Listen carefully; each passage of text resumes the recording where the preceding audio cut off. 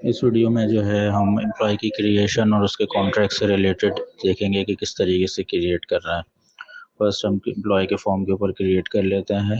यहाँ पे हमने कंपनी सेलेक्ट कर ली और एम्प्लॉय का नाम एंटर कर लिया।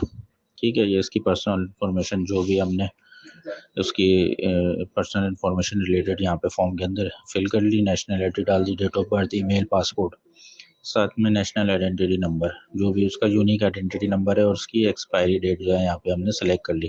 पाकिस्तान के पॉइंट ऑफ व्यू से यहाँ पे एनआईसी नंबर आ जाएगा और उसकी एक्सपायरी कतर बेस के लिए जो है वो क्यूआईडी होती है और उसकी क्यूआईडी एक्सपायरी डेट, साथ में उसकी बैंक से इंफॉर्मेशन रिलेटेड इंफॉर्मेशन यहाँ पे हम एंटर कर लेंगे। और ये हमारे पास हायरिंग रिलेटेड इंफॉर्मेशन।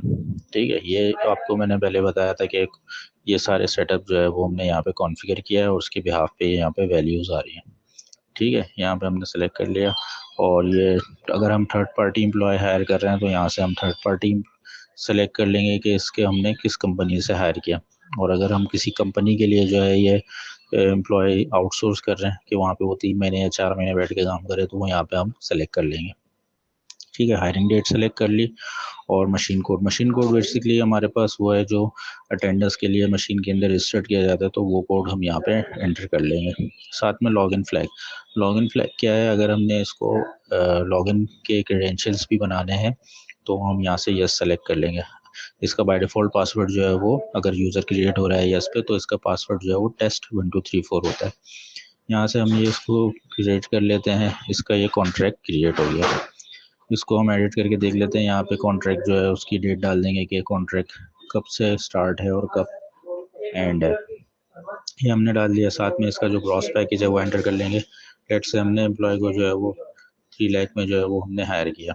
बाकी नेट पैकेज जो है ये थोड़ा सा डिफरेंट है। इसके बिहाफ पे अगर हम कैलकुलेशन कर रहे होते तो वो हम यहाँ पे एंटर करेंगे, लेकिन अगर हमारे सिर्फ ग्रॉस के ऊपर बात हुई है तो हम यहाँ पे ग्रॉस एंटर करके आगे चल लेंगे।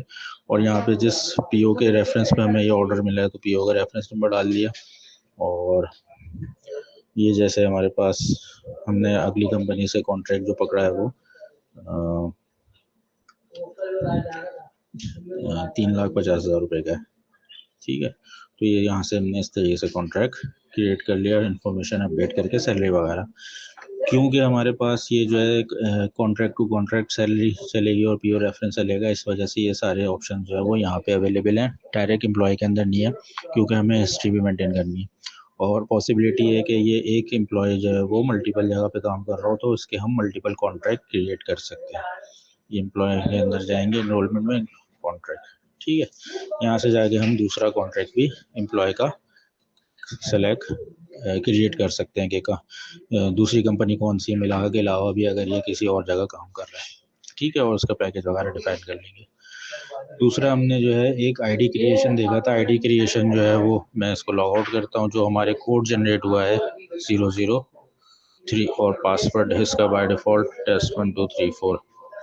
ठीक है, ये लॉगिन हो गया। अच्छा, ये 003 जो है कहाँ से आया था ये भी मैं आपको दिखा देता हूँ।